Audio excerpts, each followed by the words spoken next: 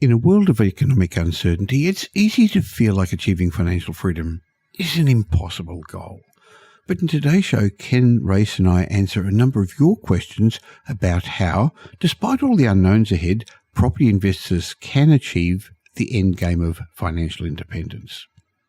You'll hear that although the journey may not be easy, with careful and thoughtful planning, you can put yourself in the best possible situation and start achieving your financial goals. Now, I know that many of our clients at Metropole have built substantial property portfolios that are now giving them the sort of options in their lives they never thought possible. So I hope by the end of today's show, you will have more clarity and direction for your investment journey in these current interesting times. So let's get started talking about your financial future. Welcome to the Michael Yardney podcast, where twice each week you will learn a number of new ideas regarding success, property investment and money in around 30 minutes. Our show is brought to you by Metropole, who specialise in helping you grow, protect and pass on your wealth through strategic property and wealth advice. Now here's your host, Michael Yardney, Australia's authority in wealth creation through property, who has been voted one of Australia's top 50 most influential thought leaders. Today's podcast is one of our popular question and answer podcasts where we answer your questions about property. And today I'm joined by Ken Race, founder and director of Metropole Wealth Advisory, who's widely regarded as Australia's leading property and tax and structuring expert. Hi, Ken. Hi, Michael. Now, Ken, we get lots of questions left on the Property Update website, emailed into us, and from the podcast.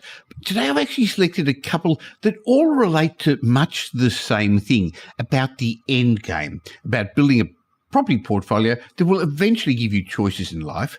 So let's get through as many of those as we can today. So let me start with the first question that came from Helen, who asked, I think, a very sensible question. With so much uncertainty between now and when I plan to retire, how do I formulate a strategic property plan? Now, that's a good question, Ken, but we don't know much about Helen, when she wants to retire, how old she is, what she's got to start with.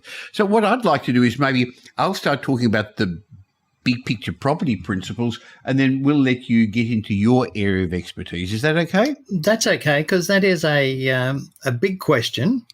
In fact, we could take up the whole session with it if we're not careful. I think, as we customarily say, we've just got to be a bit careful with some of the answers, that it's not financial planning specific advice. We're talking general advice, because we're going to get into the realm of some of those. So we just want to be crystal clear, general advice only. Thank you for putting in that disclaimer. I appreciate that. So, first of all, then, Helen, as we said, we don't know how old you are. We don't know what you've got. So this is big picture general advice. And the answer is, we don't know how long it's going to be till you retire. So we don't know what the rules are going to be then. We don't know if you're going to be able to negatively gear or you're not, what the tax system's going to be, how much you're going to have in your superannuation, and what the system is going to be for that, what your lifestyle plans are. So I guess what we've got to do is work out where you want to finish at the end. And that's how we help, by putting a strategic property plan together with our clients, knowing what the end is and then working backwards. But in general, the end means you should have a home and with no debt against it. We don't want you to end up in your golden years where you're not getting personal exertion income, having to pay a mortgage on your home. We'd like to see a property portfolio which at least is, well, let's call it washing its face, where it's not going to be in a lot of negative cash flow, because you won't be able to support that and the banks won't particularly like that. And it'd be great if you got some positive cash flow from it. But in general, you also are going to need other asset classes to give you a level of cash flow.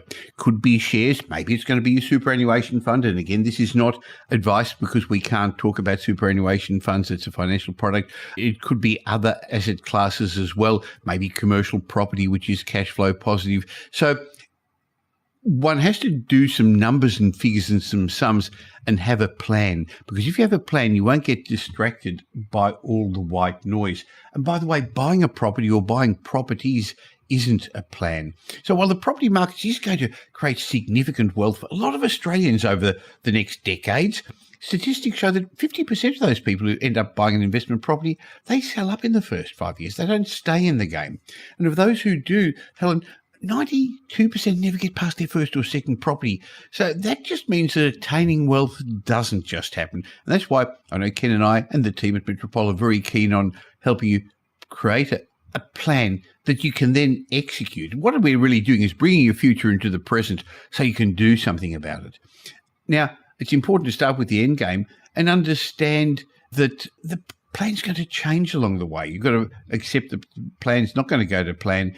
But if you have a plan, then the property you eventually buy will be the physical manifestation of a whole lot of decisions you're going to make, Helen, along the way that is going to get you in the right order, because there is not one right investment property.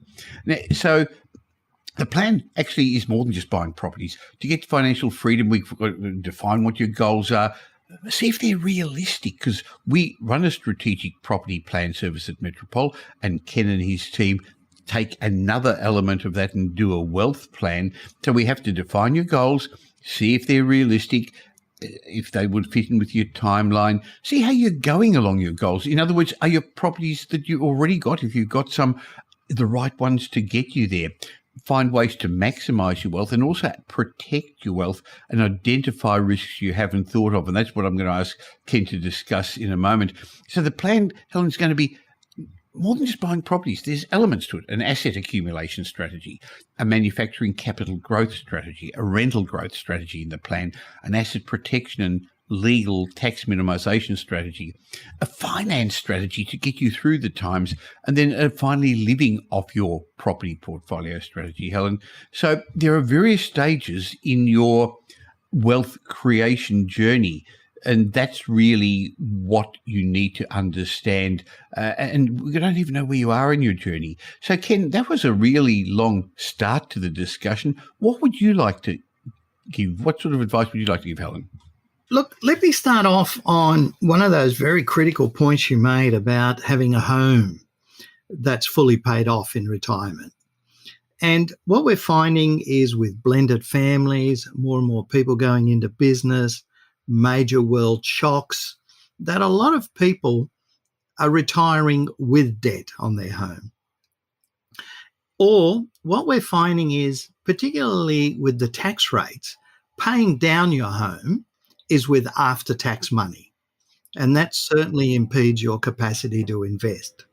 So for me, there's two ways that you can pay down the family home. And one is use after-tax money, the same as savings, pay down your home. The other is to have an asset strategy to help repay debt when you need to. And that follows on, I think, from that strategic property plan, because that could encompass an exit strategy that one of those properties could be used to sell to then pay down debt. Now, obviously, there's tax, and what structure you've put it in can minimize that. Ken, if I could just interrupt and say that that's a really, really good point, because it's not how many properties you own that's important. The property's purpose is, I guess, to give you the lifestyle you want down the track and the choices. And so therefore, selling a property is sometimes part of the strategy. So when we say buy and never sell, that's not true. It's buy and seldom sell and have the right reason to sell. Correct. The right reason, as you've said. So I think building up from that, we've got to look at where income is going to come from in retirement. And it certainly can be from direct income that you get from shares, from interest income, whatever. It could be capital gains where you've liquidated assets. It could also be, depending on the level of investments that you've made, there could be an element of Centrelink payments. So you want to make sure that you look at that whole gambit of things to balance out how much you need. And in relation to property, for me, each property is a bucket unto itself that you tap into at different points in time. And that requires you to retain those assets. And that's why so many people are concerned, I think, about asset protection. In this current economic climate, and I think more generally, our economy is much more litigious than it was, and getting more so. So people are being sued all the time, and it's really the haves and the have-nots. And lawyers, if you like, seeing blood in the water, say, this person's got assets, let's sue. So we need to protect our assets for the unexpected. And it's not just depending on your job. Are you in a high litigious job? Are you a surgeon, your own business operator? It's more general to that. So for me, we've got to pay particular attention to how to protect those assets in a way that still maintains the balance of the main residence tax exemption, et cetera, et cetera. For new assets, then, I think you've got to look at how do I buy them to create that level of flexibility, to create that level of asset protection, to create, if you like, maximizing my ability to finance. And that's when structures come in. So you've got to look at the name that you'll buy in. And in a lot of instances, as a simple example, we see clients buying joint names and they're being told that's going to be your maximum borrowing. But sometimes that creates land tax issues. So sometimes it's more appropriate to buy in one partner's name and then use the second partner as either a guarantor or to use other assets as security. So the structure is more important. And if you use trusts, which trust? Because not all trusts are created equal. Some will give you negative gearing, some will give you asset protection, some will give you flexibility. So you've got to round up the questionnaire to ask all those relevant questions. So you need to have the end in mind and then purchase the most appropriate property in the most appropriate way and safeguard them so that they're there to actually give you that retirement income, Helen, that you're planning for. Well, Helen asked, how do you formulate a plan? And I guess the answer is you need professional advice. So who do you ask for advice? Hey, that's a whole different question. And be careful who you ask, because the estate agents representing the seller and buyer's agents, which are an important part of your team, really, they're not there to give advice. They should be real estate experts, but they're only going to recommend. The average buyer's agent will only tell you to buy something in their patch because that's how they get paid. There's lots of people who call themselves advisors who probably aren't really. They're marketers or developers with cloaking their advice advice to you, but they're being paid by the developer. Now, at Metropole, we provide strategic property advice, and there are other good advisors out there also. So we're by no means the only one, but get a good team around you. And Ken, I know at Wealth Advisory, you then, on top of the property advice, give another level of advice, and you coordinate some of those extra consultants that are part of the plan. Correct. So we start off at a very high level. We have a holistic view of the world where we look at the number of different professional inputs, whether it be tax, structures, estate planning is a big one. And, what happens when you pass away? How do you pass those assets in a safe and robust way? We're seeing more and more clients who are building up wealth, wanting to pass assets on to their children pre-death. And then the big question is, can I do that without taxes? And certainly for a lot of people, that is possible. So we need to coordinate all those different professionals, corral them, if you like, so that they're all working for you for the same end goal, as opposed to working as silos, where one strategy might work in one area, but when you add it into the total, it's diluted or stops working. So we need someone that speaks the language of all those various professions to speak on your behalf to make sure the right questions are asked and, if you like, the right answers are given. And if I can use the term no BS, hopefully this is an X-rated show, and question that professional based on an understanding of what they do.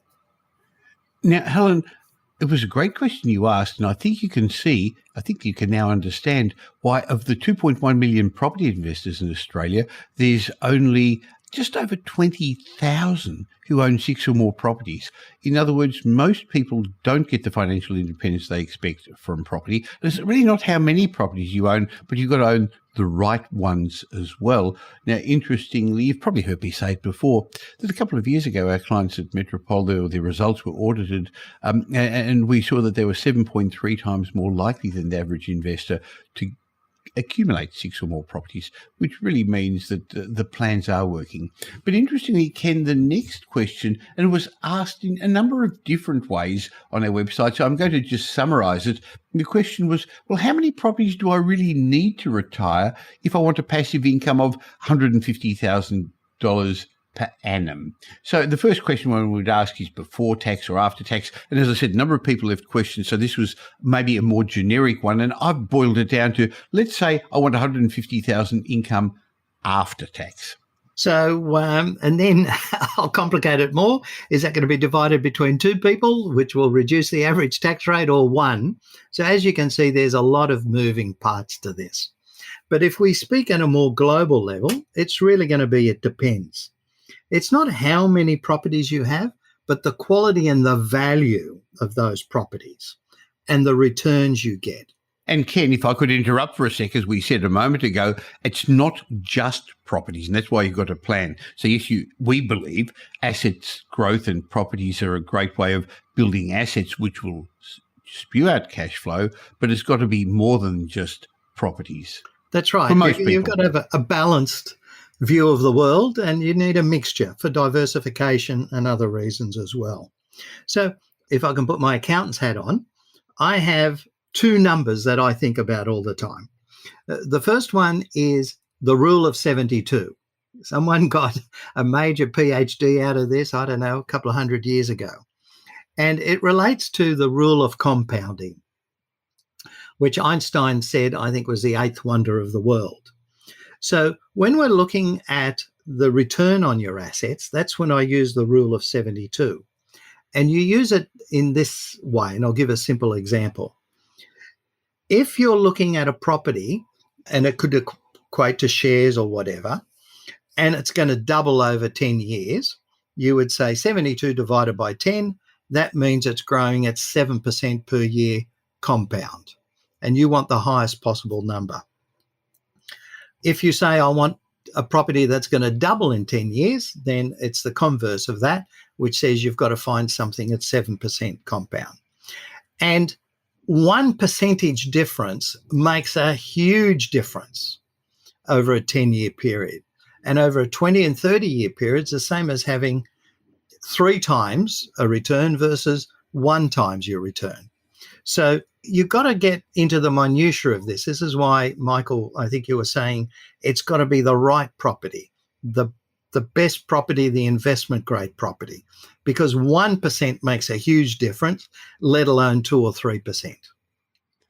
Very much so. So everyone's got a financial capacity. The banks will only lend you a certain amount. And so whether it's 1 or 3 properties, I'd rather own one A-grade property that's going to outperform the averages. So the quality of the asset is much more important if you run it through numbers and spreadsheets and charts, as you say, than buying a bargain. So if you, at the moment, buy something because it's a bit cheaper, because it's a buyer's market, and you get a one-off profit, that's nowhere near as important as paying full price for a good asset that's going to outperform over the next 20 years, Ken.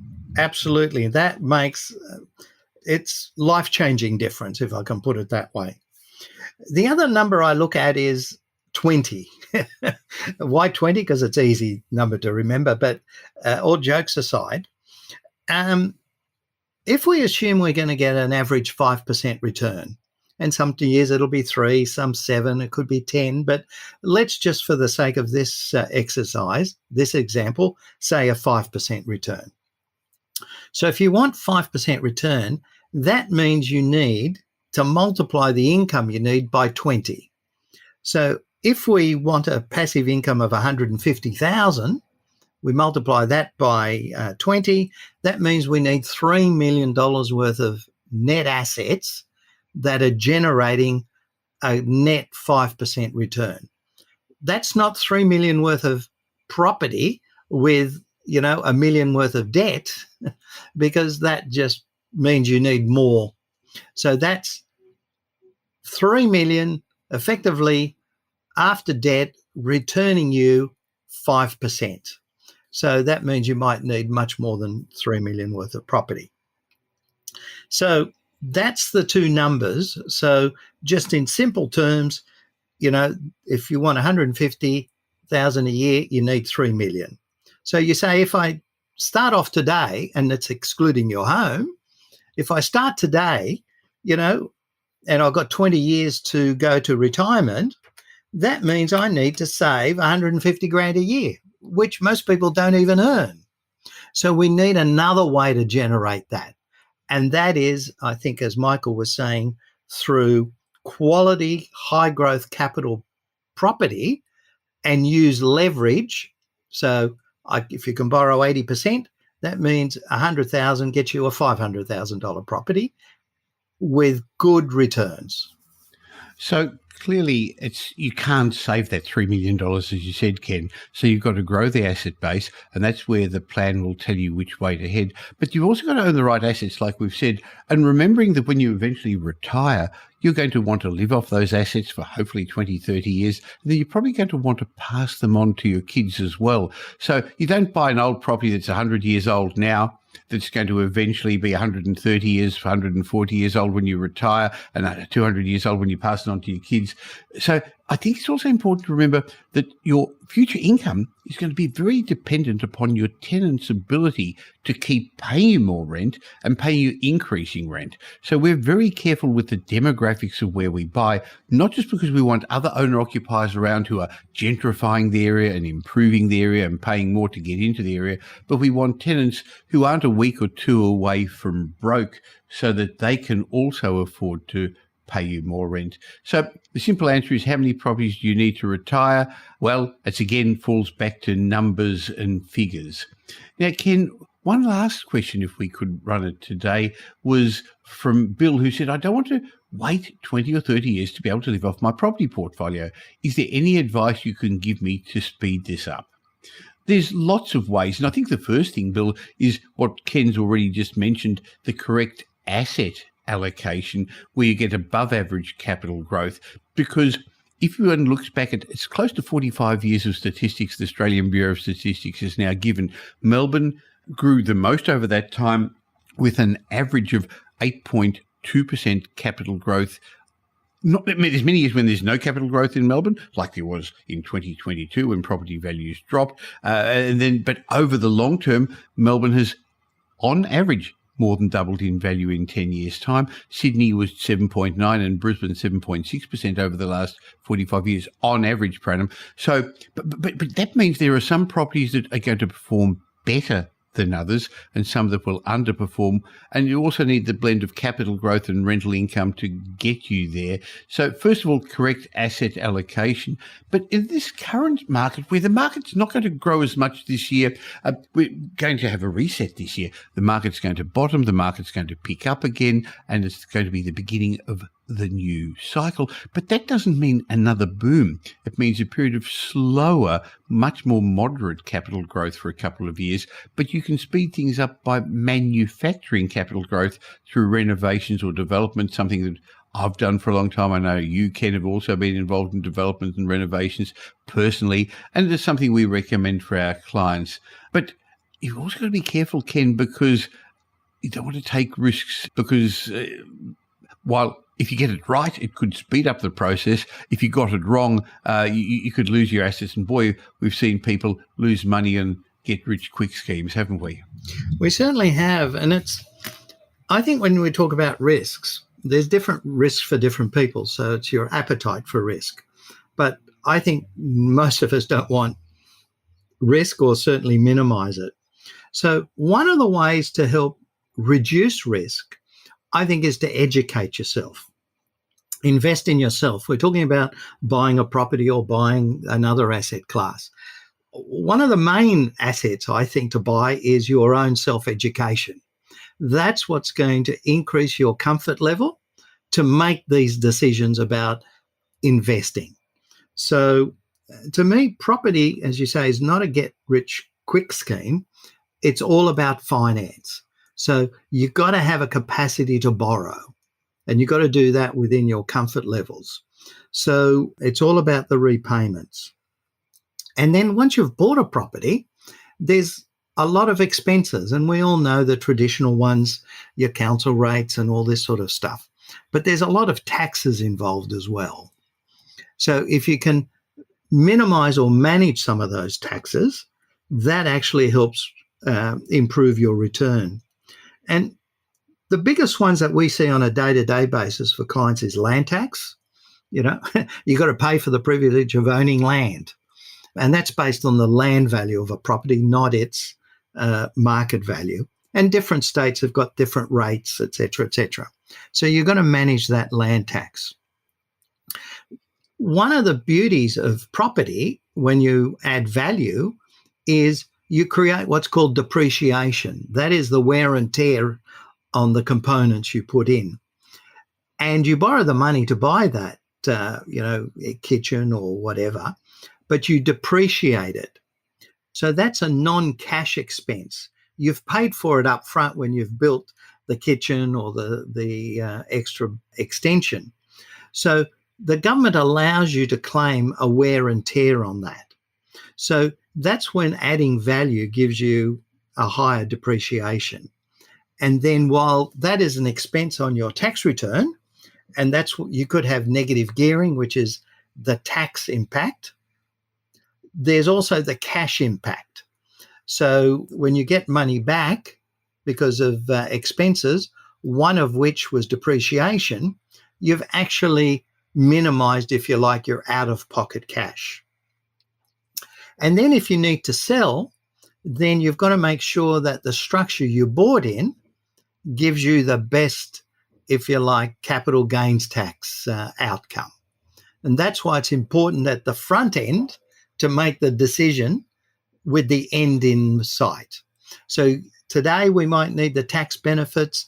Tomorrow we might need the flexibility.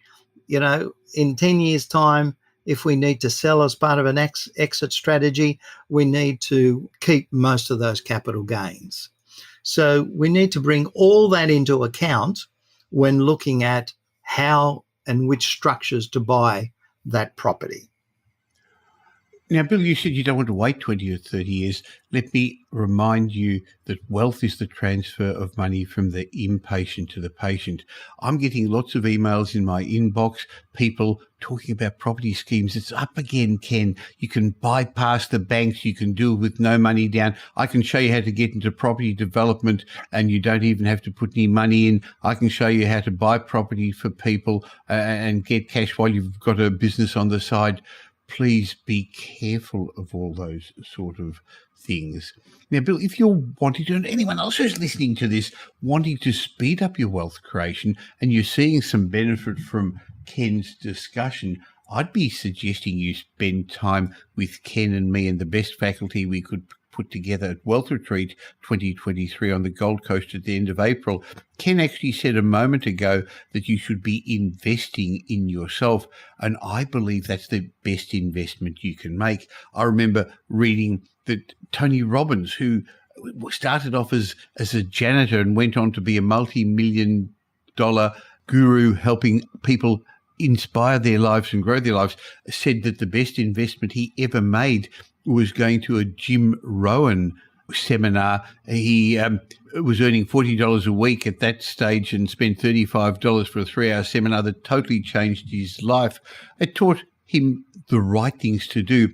I heard Warren Buffett had a similar experience where he was terrified of public speaking and he forced himself to do that and signed up for a public speaking course. So I believe now it's your turn to make an investment in your life. Invest 5 days in yourself at Wealth Retreat 2023. Now you can read all about this special event that we're going to be holding in April if you go to wealthretreat.com.au.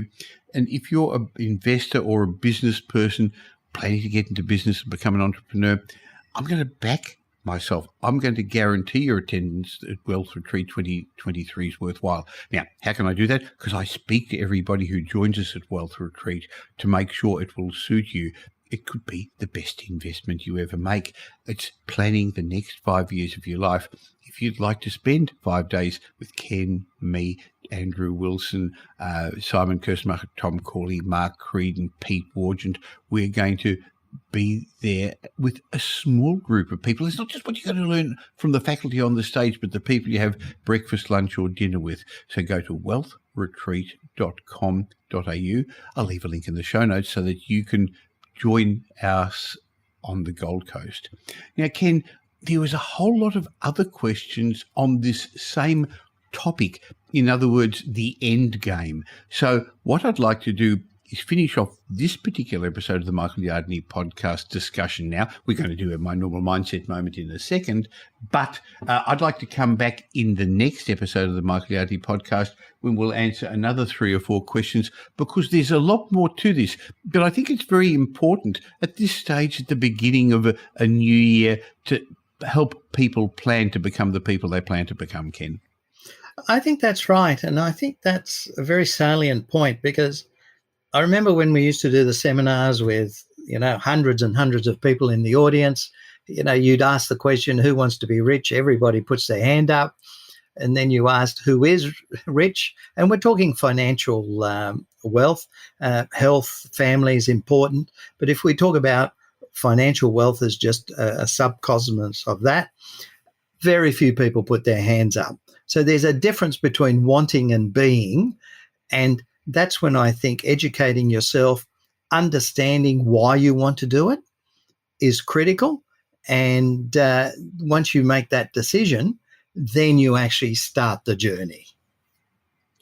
So we'll be back again on the next episode of the Michael Yardney podcast to answer some more questions about the end game. If you want to find out more about Ken Race's services and his team at Metropole Wealth Advisory, I'll leave a link in the show notes, but go to metropole.com.au and look at the Wealth Advisory tab.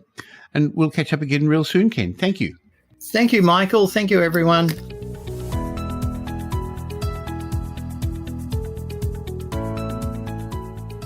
As you could see, we couldn't get through all the questions with Ken today. So in the next episode of the Michael Yardney podcast, I'll continue on my chat and answer more of your questions.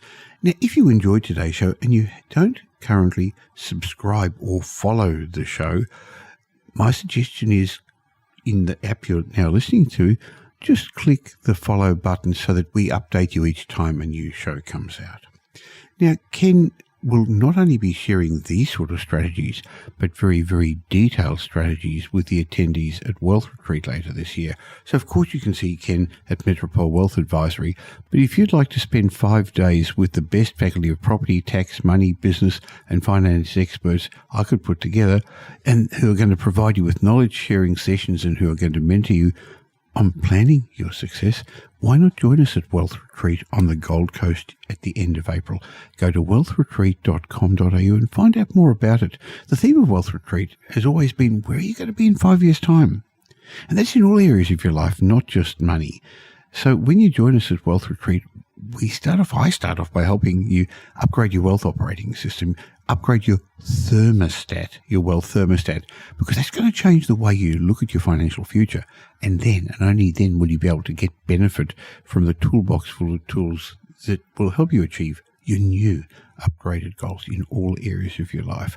Wealth Retreat's the perfect environment to help you not just set up the goals, but uncover your own wealth building strategies, learn from industry experts and make meaningful connections. You're going to learn from the other attendees there as well, because there's a room full of successful movers and shakers. But don't count yourself out. I speak to everybody who joins us at Wealth Retreat to make sure that it's going to be the right event for you, that you're going to get benefit from it, because I back myself.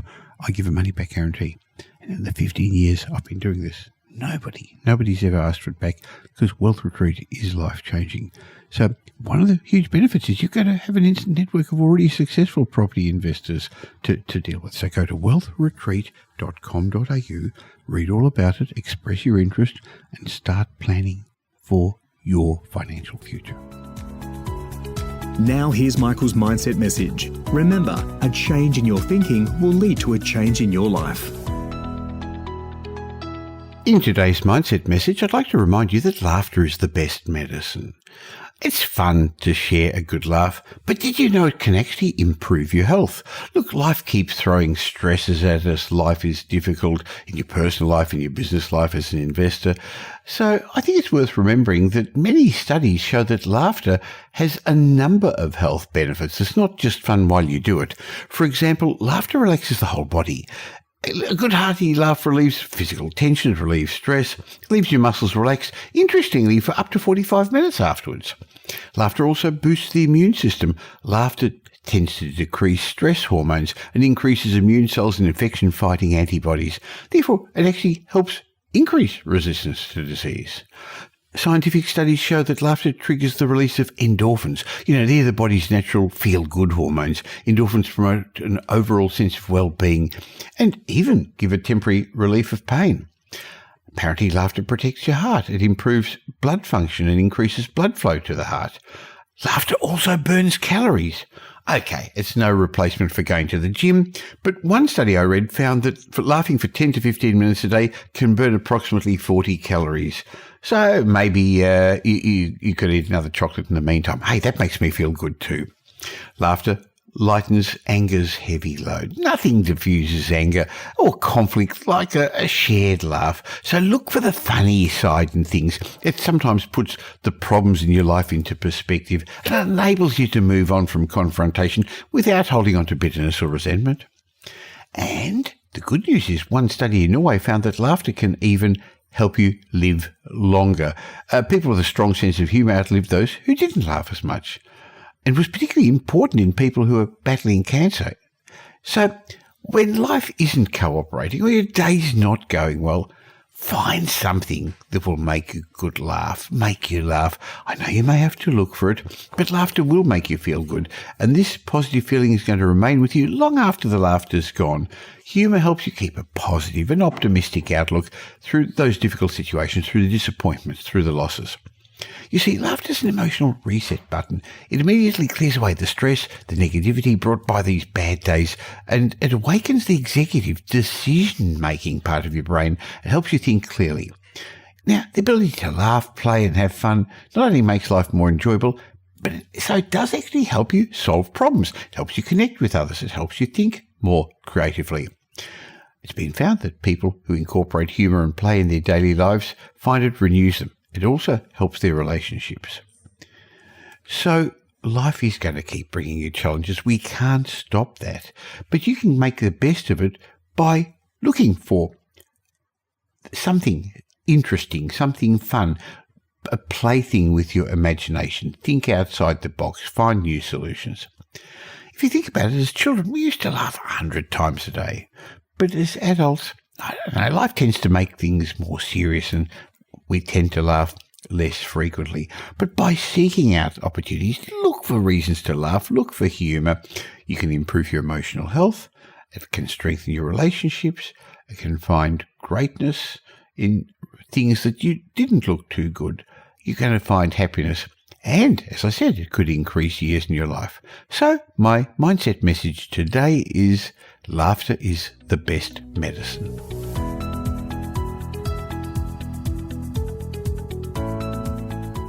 Well, thanks for spending the last little while with me, and I hope you got some benefit from this show. If you did, and you know somebody else who'd also benefit, please tell them about the Michael Yardney podcast. There's a share button on every podcast app.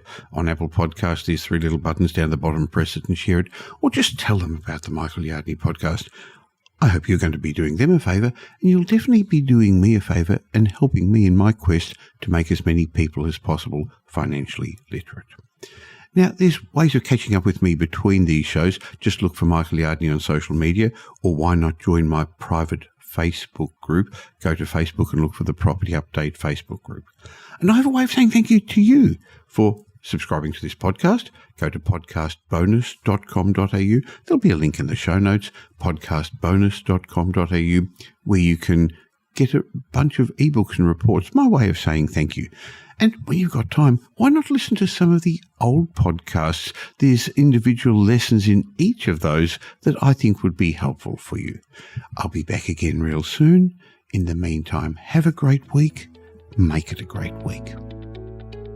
Thanks for listening to this episode of the Michael Yardney podcast, which was brought to you by Metropole, who help their clients grow, protect, and pass on their wealth through strategic property and wealth advice.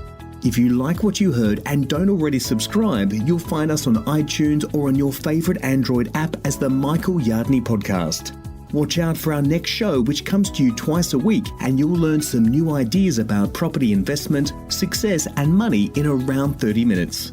To get more of Michael's thoughts, go across to www.propertyupdate.com.au and sign up for his daily morning briefing, and you'll hear from not only Michael, but a group of leading property success and money experts.